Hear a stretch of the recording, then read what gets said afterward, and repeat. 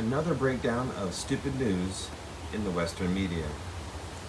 I just seen an update from the New York Times that states that they're concerned about the environmental degradation and spillover from a Ukrainian missile strike on a Russian oil facility.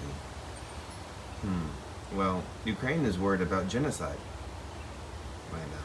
They're worried about this guy killing more of their people and raping and murdering the women and children. The things that they have done to the Ukrainians is unreal. I know. I was living in Ukraine in 2012 all the way to 2022. But the New York Times is so concerned about this environmental effect of the strike, but they're not concerned about Ukraine because their language has always been pro-Russia. They don't openly support them, but the language doesn't lie. How you word it is how it's framed. And unfortunately, I'm a linguist. I know how that stuff works. Magically, I'm not just a resident political scientist, but I'm also a resident linguist and a language expert. And New York Times, you fail. So many others do too. Don't lie. It's how you word stuff that's very important. And Ukraine is winning the war. New York Times makes it seem like they're losing the war.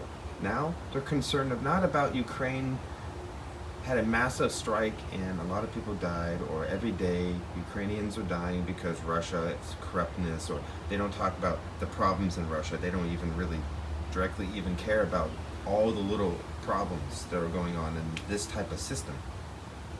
No, they're concerned about the environmental damage, not about Ukraine's safety or about ways that could be done. They don't even help out in the domestic front trying to help us beat fascism. So you guys are such a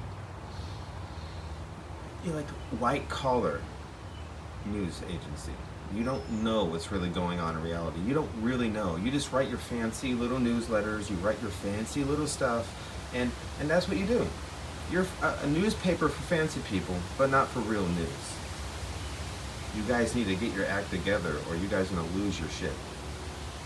I promise you. I used to enjoy your newspaper, but only to keep the rain off my head.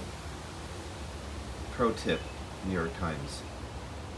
Join Ukraine on the winning side. Don't join the oligarchs on the losing side, okay? You have a problem if you suckle up to the golden calf.